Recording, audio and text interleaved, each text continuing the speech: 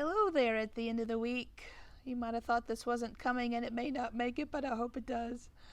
I've made this recording a few times this week and it just hasn't felt right, so here I am attempting again as I've perched myself on this rock literally next to this stone where it says still speaking. And in 2008 when this was put up, I wasn't here.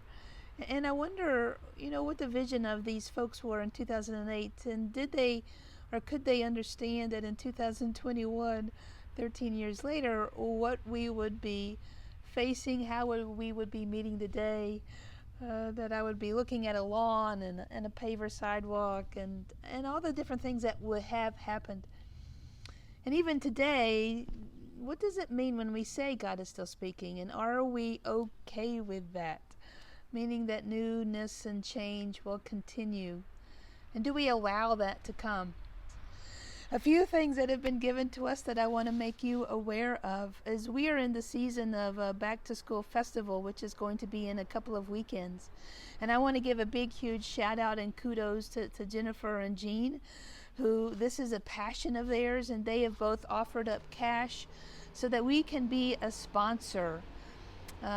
If you would like to increase that sponsorship, right now we're at $500. If that is a passion for you as well, and you want to add some cash to that, know that we will accept that graciously, and I'm sure that Watauga Schools will accept that as they take that cash then and they buy the needed school supplies where they have shortages. So that is an option for you this week and to next week. Right now we have plans beginning to happen, beginning to kind of make sense around the weekend of August the 28th and the 29th, where we will celebrate our 19th anniversary. If party planning and anniversary planning is something that really excites you, I hope that you will be in touch with Sandra Edwards as she is shepherding this event this year. 2 Saturdays ago, we had 8 people that met underneath this pavilion, and one of the ways that God is still speaking here is there is excitement of movement to begin to really seriously consider paying down or paying off our mortgage. And so I hope that you will be in prayer about that. Begin to listen with discerning ears about what that may look like or sound like for us, with the idea that if we did that, that would free up anywhere from $1,200 to $1,800 a month that would be offered to this greater high country and to the world for even more opportunities for ministry, where we understand our finances not just as a transaction, but literally as a way to be good stewards of the ministry opportunities that have fallen into our lap or that we believe we have been called into. And so you might begin to hear more and more about that, and I just wanted to be to make you aware of that. And then this week is the middle of July, and I just want to give a huge shout out and kudos to our lawn mowing team, Carol and Sarah and Curly and Craig, and I don't even really know all of them. Sharon, I think, is a part of that, and without us saying anything, without us coming and cheering them on, just regularly, week after week, our lawn is mowed.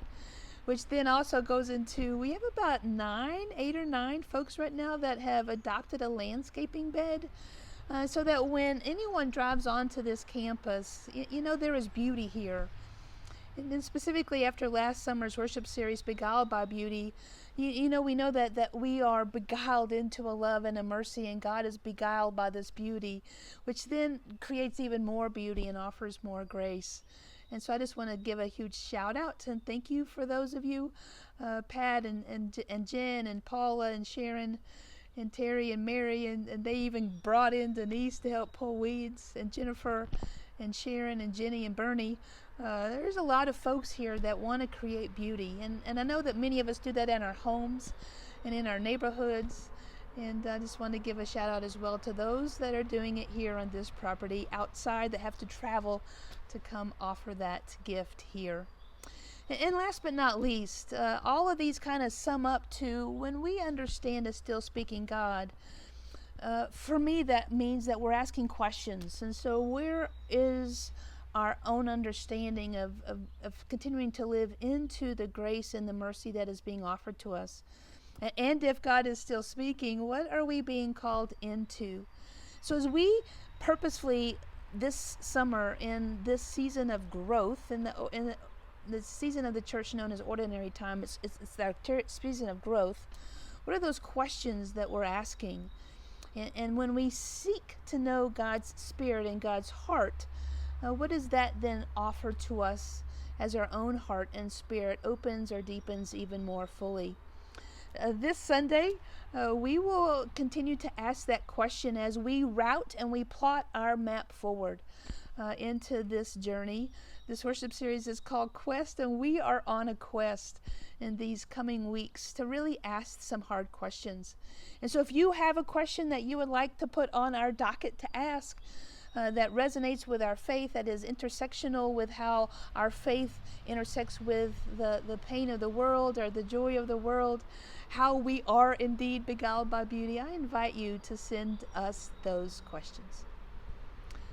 That's it for this week. Hope to see you in worship on July the 18th at 11 o'clock, or online in your comment section or in the emails, or give me a shout, a text, or a phone call.